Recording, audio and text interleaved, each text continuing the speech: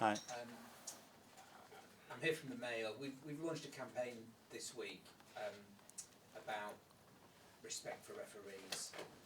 Your photograph has featured in some of the pages in the comments from Newcastle, but I think beyond that, it's more a question of whether you feel that more can be done, whether football should address this idea of and show a little bit more respect for the referees, because it filters all the way down to the bottom of the game. Referees are threatened in the parks with violence and threats. I saw the article and I saw the campaign, I saw my picture, but I took it as a compliment because I've been here 20 years and I always have supported the league, the players, the referees, and I have promoted the game always in the best possible manner. And I expect that if we want to continue to do that, you have to give your opinion, and I have given hundreds of opinions, but if you want to isolate one in one moment to talk about something that I believe and use it in a different way, I don't think that's fair.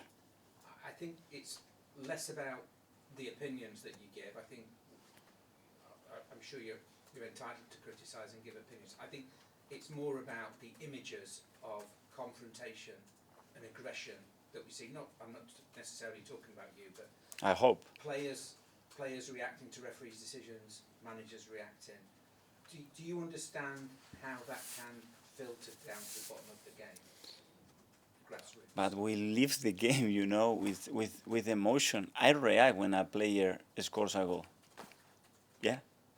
I react when a player gives a ball away. Yeah. I react to the physio when he wants to fly on the pitch to get treatment, and I'm saying, no, wait. We are constantly reacting.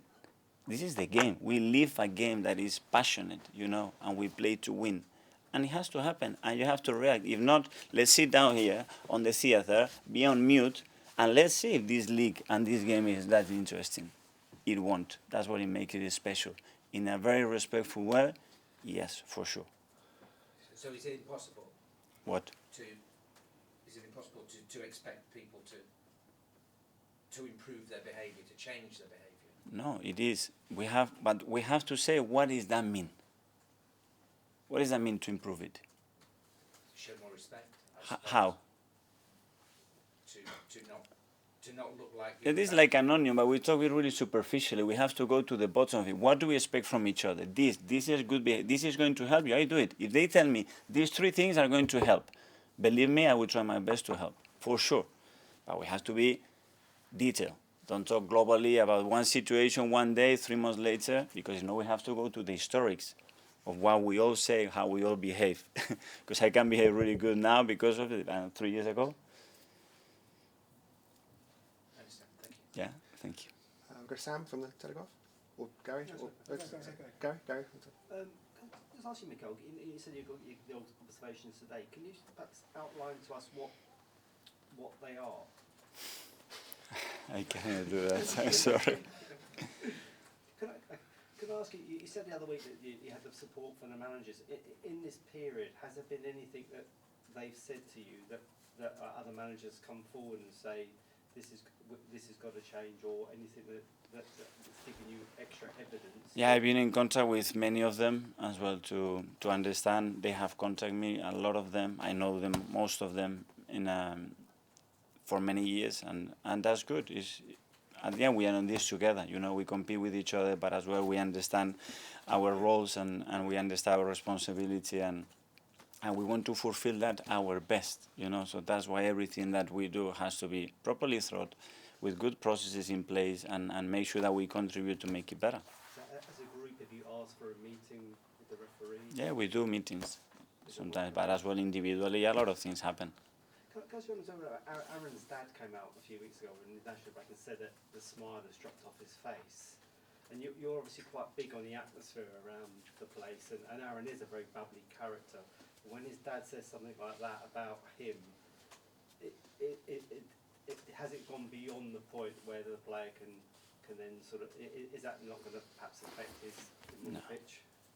Aaron's and any player that is playing less than he wanted, that there are many, unfortunately, in a dressing room of 24 players. the behavior that we demand, that we expect, is constantly to challenge and make each other better, and have always the purpose and the ability to overcome the situation and play and show with facts that you have to play, and you have to play more, and how wrong I am, and how can I help the team when it's necessary. And I don't have had all that attitude every single day since I've been here. Sam? Mikel, there's been so much talk, including today, about the refereeing comments and the Gordon goal. Has it been frustrating for you to see it all explode the way it has? Well, but it's been for a while, you know. It's not nothing new, and nothing is related. You know, when we talk about transfer window, we talk about players, the stats of players, the stats of managers, the pressure that clubs are in is the same. That they are in the same industry, and the game, the league, has become that competitive that now everybody is trying every single margin, every single detail. It's so important to win or not win, and be exposed or be in a really good position, and it's part of it. It's normal. I think we're done. Anyone? Oh, John, last one for John. Sorry, going back to refereeing. Obviously, obviously, the FA are going to make it clear what they expect from you in the future, your behaviour. What do you want from the referees? What's the one thing you want referees to behave towards to you and other managers? With me? Yeah. No, I don't what do you expect. want from them? Well, we are clear and we are consistent, and we make as many right decisions as we possibly can to get the results and the league and everybody that expects that the referee to impact the game in a positive way, that happens as often as possible, and that's it, nothing else. Is it possible for referees and managers to be friends? Friends? Yeah. I can be friends. You know, I know Howard for a long time. I think I have a really good relationship, honestly, with him, with many referees as well. One thing is on the day that I don't judge the human being, guys, for sure. It's like with a player. There's a human player and the player. If I put a player on the bench, I don't like him, no? or I like him and I play him more. It's not about that. It's here in an industry that is so demanding, and we have to make the right calls, and we have to win games, and that's it. And lastly for me, is getting former players involved in refereeing, VAR, everything to do with that, is that the way forward? I don't know. Because they play the game. I have enough on my plate to make the right calls for this. I'm sure they are much intelligent. They have much more depth in that to understand what is the best solution to it. I don't know. Okay, Jordan, finally, yeah, thanks. Mikel, with the way Brentford play, it's perhaps clear that they're going to target Aaron. They're going to put a lot of balls in the box, try and put him under pressure. Have you prepared for that? Is he ready for that sort of game? Well, it's the way of playing, you know. It's the attack with a lot of numbers in the boxes. We know the threat there on set plays, on direct play, when you allow the spaces to run what they can do. You know, threats can come from different ways. They're a good side, extremely well coached, and they are a real threat in the opponent's box. Like everything, we will try to minimize their strength and highlight their weaknesses. That's what we try to do. And he hasn't played a Premier League game since September the 3rd. Is it fair to expect a bit of rustiness from him, a bit of... I don't know, he played a few weeks ago.